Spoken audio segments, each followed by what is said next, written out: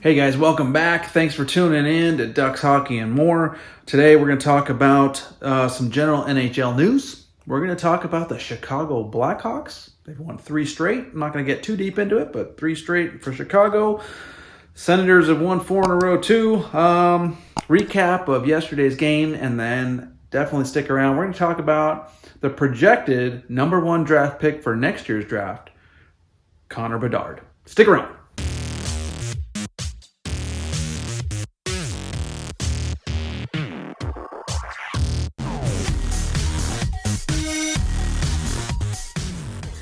All right, guys, so let's just get right into the Connor Bedard, what do you want to call it, talk, juice, I don't know.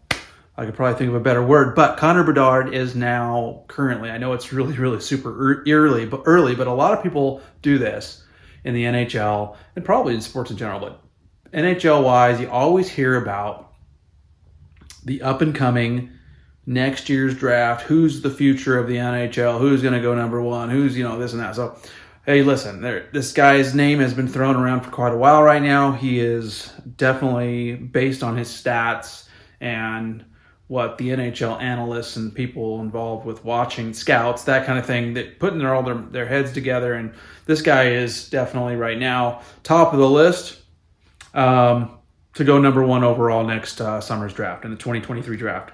So, hey, this kid's only 17 years old. He's a center.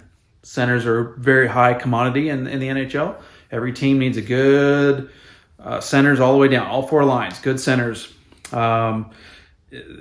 kind of evolve your team and create a team around your centers. Okay, that's kind of how things typically work nowadays, at least. But Connor Bedard, he's a center. He's 17, young guy. He plays for Regina in the Western Hockey League. And he's off to a pretty good start this year. He is currently, just in 12 games, he's got 21 points. I think that's 10 goals, 11 assists. So he's doing really well. He's definitely still at number 1 based on that. When you're putting those kind of points up, you're going to get recognized for sure. So he's on a really good pace there. He's going to have a monster year. So he had 51 goals and 100 points in just 62 games as a 16-year-old playing with Regina. This is in the 21-22 season. Are you kidding me? As a 16-year-old, everybody's listening to that? That's huge. So he's going to have another monster year this year. What can you say? I mean, this kid's good. He's got a really he's got a really good high hockey IQ. He can pass, he can shoot.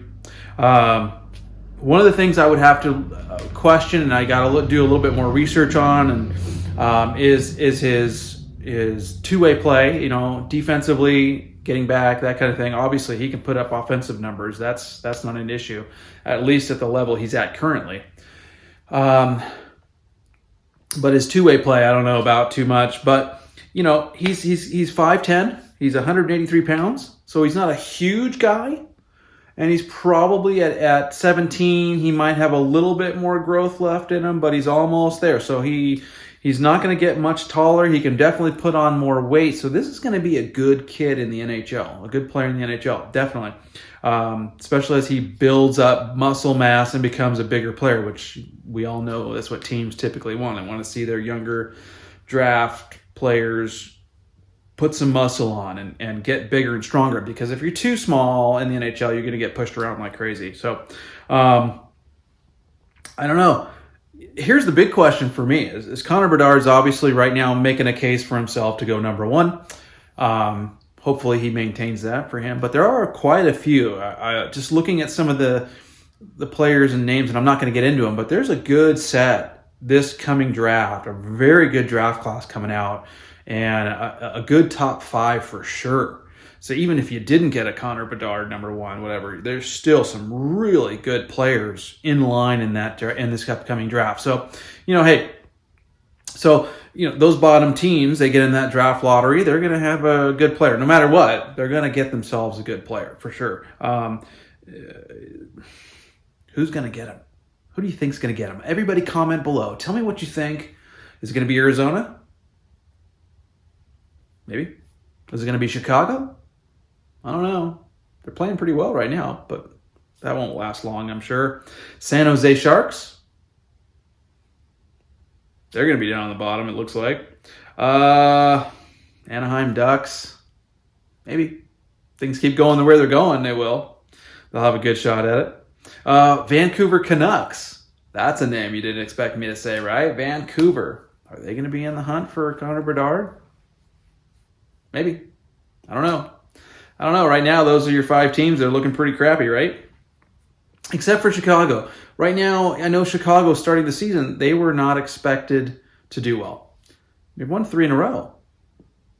All comeback wins, too, by the way. So Chicago's making things work right now, So we'll see how long they can ride that wave. Listen, Connor Bedard, he's going to go number 1 more than likely. We'll see. Hopefully he doesn't turn into the Shane Wright, where he goes number 4 after predicting number 1 and all that. But Connor Bedard, everybody watch this kid. He's going to be a good one, and we'll see who gets him in the draft in next summer, right? So, hey, moving on. NHL news, general stuff, NHL news. I wanted to talk, I touched on it already. Chicago Blackhawks. They're playing really well. They've won 3 straight, all comebacks. So they're doing really well. I think their last win was against the Kraken. Came back and won against the Kraken. Hopefully they continue to ride this. They're one of those teams, like I said before, that's not expected to do that well, but they're playing really well under their new coach. Not new coach, but they're playing well under their current coach. And for what they've got, I mean, they've got Seth Jones. They still got Jonathan Toews and Patrick Kane. It's not like they've got a completely horrible team out there. But I've talked about it. Patrick Kane, I don't think, is going to be a Blackhawk at the end of the season. He's going to be playing for somebody else. Jonathan Toews may even get moved, but there's a lot of indication that Toews is going to stay as a Blackhawk. He's the captain, and I think he's going to stay there. He's going to finish his career there more than likely, kind of like the Ryan Getzlaf did with the Anaheim Ducks. So we'll see what happens, but Chicago so far is looking pretty good. They started off kind of rough, which is what everybody expected, and now they've turned things around. They've won 3 in a row, so go Chicago. Alex Stalock, by the way, they're riding Stalock right now. He's got the net in Chicago, so let's see if he can step up and bid. He's always been kind of a number 2 goalie in the NHL. Let's see if he can be a number 1. The Ottawa Senators, guys. Ottawa is starting to ramp it up. They're putting pucks in the net. They've got 4 straight wins. Ottawa is, they're kind of like the Seattle Kraken, but on the east side, right? The Eastern Conference Seattle Kraken, except they're better. They went out and got DeBrincat, Claude Giroux. They already had Brady Tkachuk and Stützle, and now they've got Shane Pinto. Okay, this kid, Shane Pinto, I think he's got 5 goals already. They've won 4 in a row. Hellberg has got the net right now, who they picked up off of waivers, I believe, off Seattle. Before the season began to shore up their goaltending. But Forsberg hasn't been the greatest. He's been okay. Hellberg had a great game, the last game. We'll talk about that later. But, right now I think Hellberg is probably, maybe he's got the net right now. We'll see how they do. But they've got their goaltending situation isn't the greatest. So they are going to rely on keeping good defense if they can do it, and then just put pucks in the net, which they have no problem doing, by the way. Brady Tkachuk and Pinto are both playing really well. Plus, you've got Claude Giroux. Plus, you've got DeBrincat. I mean, they've got a really solid team on the ice. They really do. So they're one to watch in the East. They could be a sneaker and sneak into the playoffs and surprise some people. So go Senators there. Hey, some other news. There's some unfinished business with Mr. Carey Price. Carey Price has been injured. He's, from what I understand in the news and the things that I've read, his injury is not progressing and getting better.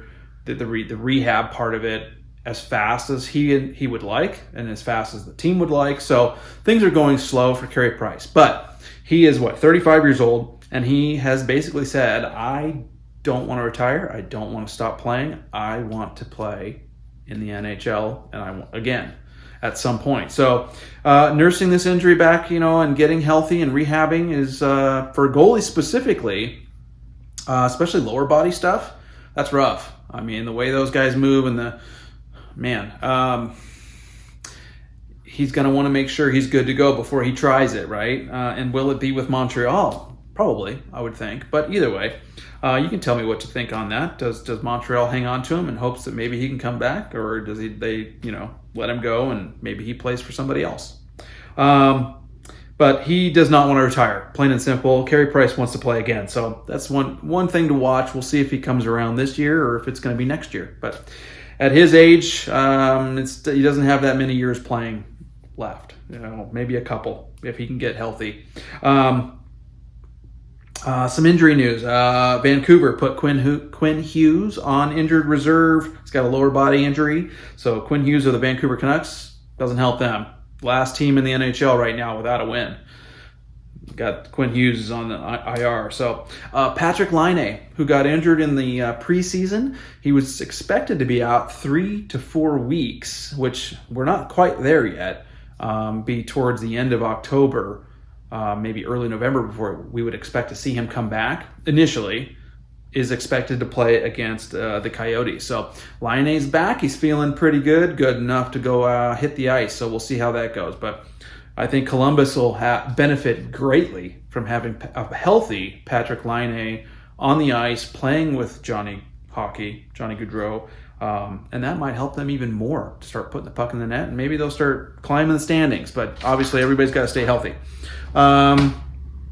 That's it really on the news there. Let's talk about yesterday's games, October 24th, Monday. Recap of the games real quick. There was a handful of them, 6 altogether. So let's dive into those real quick.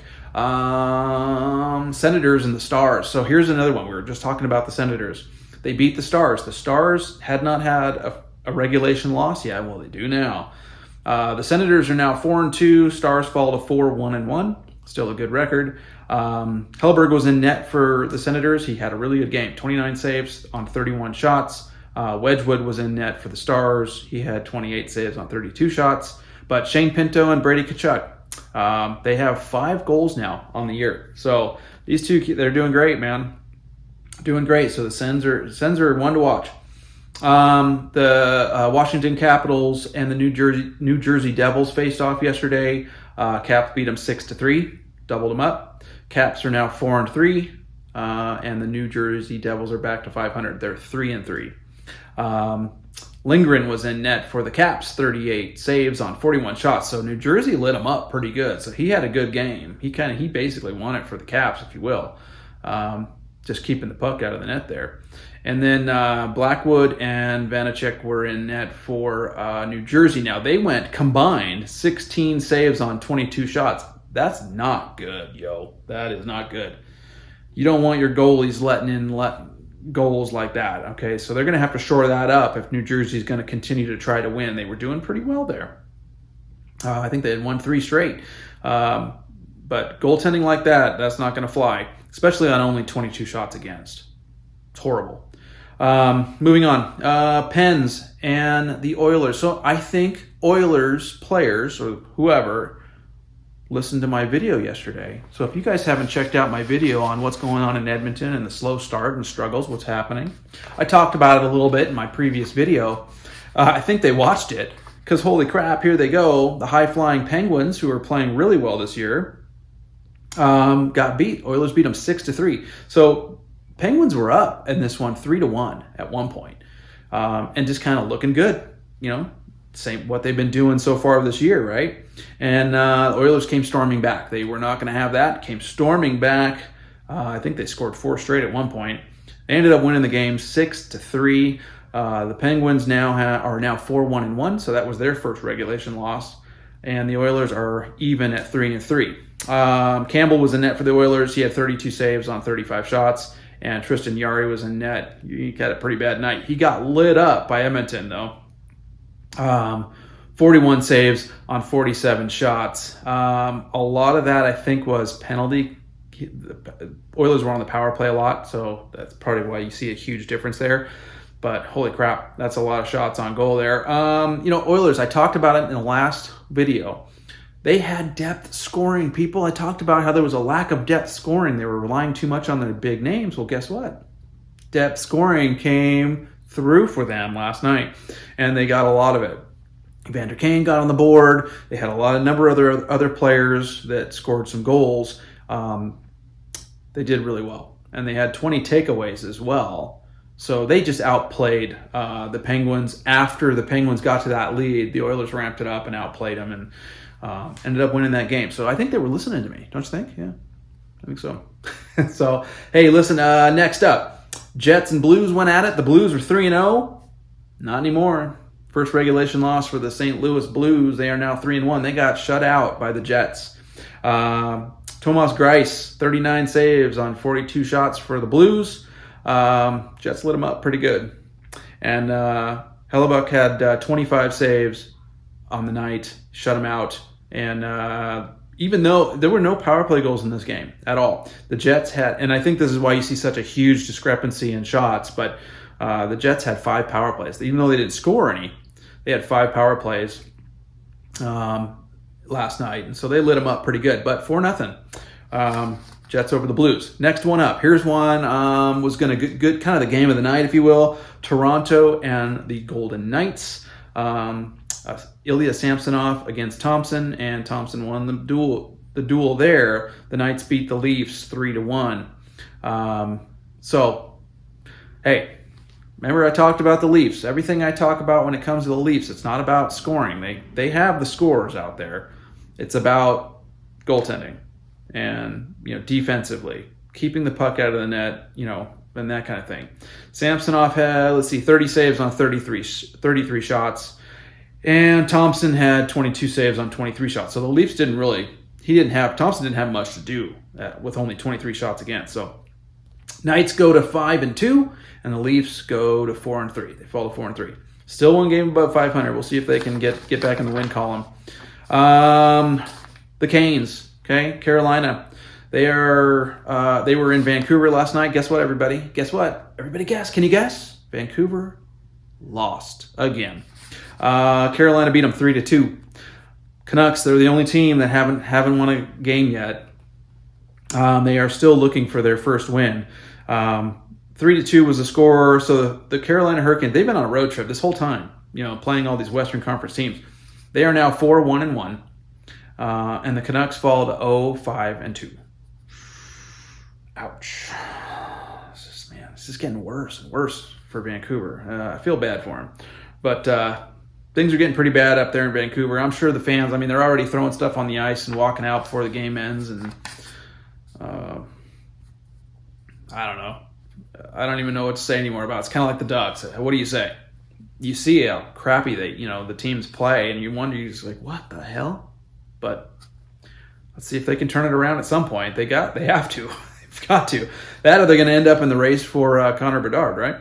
Hey, Freddie Anderson was in net for the Canes. He had 14 saves on 16 shots. Did you hear what I just said? 16 shots faced. Yeah, that's not good. Not only is that, he let 2 in, but the Canucks only had 16 shots on goal. It's pretty bad. If you're under 20, that's really bad. 20, a little bit over 20, so it's not that great either. But anyways, long story short, Demko was in net for Vancouver. He actually had to play pretty well. He had 39 shots against, only 36 saves on 39 shots. So JT Miller had both goals for Vancouver. They're still looking for that first win, guys. Hey, look, there's 20 games on tap today. 20? Is that right? 1, 2. No, that's not right. Why did I write that number down? I think it's 12 games. Could be 10. I think I wrote that down wrong. Doesn't matter. There's at least 10 games on today. Go watch some hockey, everybody. Hey, thanks for tuning in. As always, love doing this. Love to see your comments. Love to see new subscribers. So I need everybody to go down and subscribe so you can continue to watch the content, and I'll keep putting stuff up so you can watch it. We're talking hockey every day. Okay, so to go down to subscribe, leave me comments. I love that stuff. Tell me what you think about what I talked about. Tell me what you think you'd like to hear me talk about. Anything. I don't care. Lay it on me. And as always, thank you very much. We'll see you next time.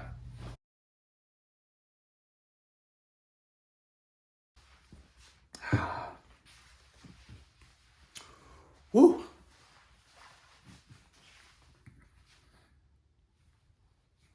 Getting ready.